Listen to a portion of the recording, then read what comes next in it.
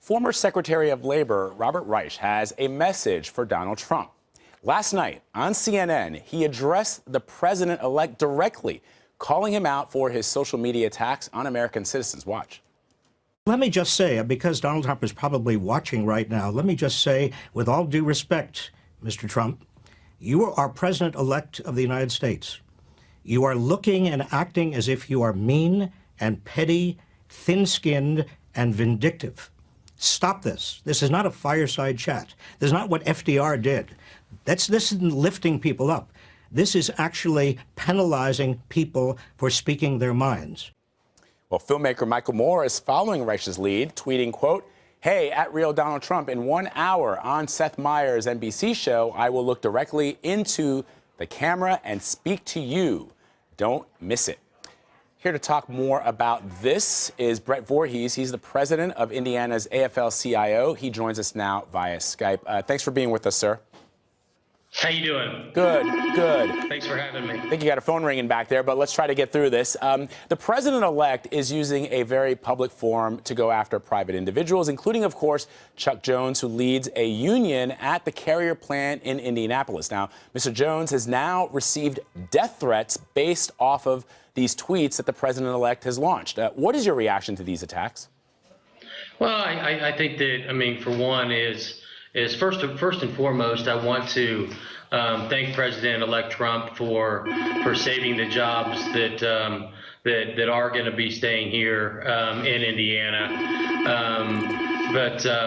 You know, our local union president, Chuck Jones, who called out President Trump, I believe it was in the Washington Post, is what started all this Twitter chat that's going on right now.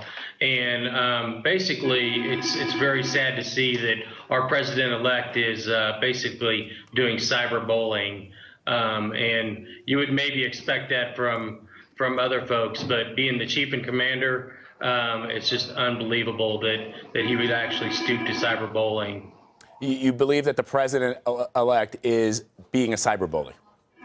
Yes, I do. I mean, you know, anybody who's going to attack a worker, somebody who wakes up every single day and makes pennies for what he does and all the hours that he puts in for decades now to wake up every day and help workers and wake up and say, okay, what am I going to do for my membership today? You know, how am I going to get them better wages? How am I going to get them better health care? How am I going to get them good retirement, be able to retire with dignity? And Chuck Jones is nothing but a blue-collar worker who has been a man for the working people for a number of years now, and does not deserve to be bullied around by President-elect Trump like he has been.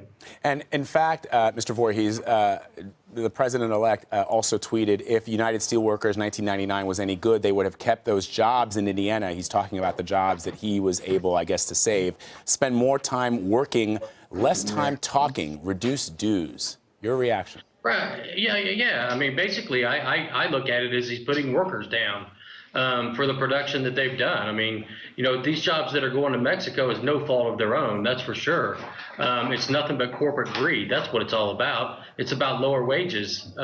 That's what it was about in the beginning, and that's what it's about now. I mean, you know, we not only have several hundred jobs still going to Mexico from Carrier, but the plant that I came out of and the plant that President Jones came out of 2 miles up the road is also packing up Rexnord and moving to announce that they're moving to Mexico as well. President-elect Trump, in his campaign for the last year and a half, he went all over the United States talking about how he's going to save jobs, keep manufacturing in the U.S., and make sure that on his watch this isn't going to happen. Jobs aren't going to be offshore. If he has to put tariffs, that's what he's going to do. You know, he can bully around companies, but he's not going to bully around our unions and our workers. And we should point out that Chuck Jones, the president of the United Steelworkers, has said that he doesn't have a problem with Mr. Trump. He just wants him to be accurate about the number of jobs he's actually saving. I want to ask you one last question, sir, about – sorry, sir. Go ahead.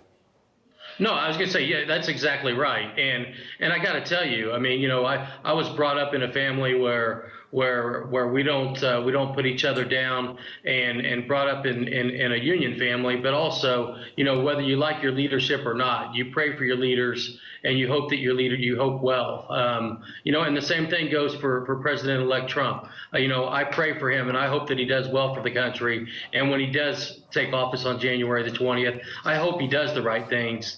And I hope he does implement policy to try and keep these jobs from going offshore. Sir, before we let you go, we got 30 seconds. I want to ask you about President-elect Trump's cabinet pick, specifically his selection for Labor Secretary, Andy Putzler. He's repeatedly battled with unions as a fast food CEO. He's a major proponent of automation. What's your reaction to that pick? Well, unfortunately, it's not going to be Chuck Jones as the pick, we know, but I really don't know a whole lot. I haven't been been able to watch the news much lately. I don't know a whole lot about the gentleman who he is thinking about or has picked for Secretary of Labor. Whoever it is, that's the president's choice. That's who he's going to pick, and that's who we're going to work with. All right. President of Indiana's AFL-CIO, Brett Voorhees, thank you so much for joining us, sir. We appreciate it. Thank you.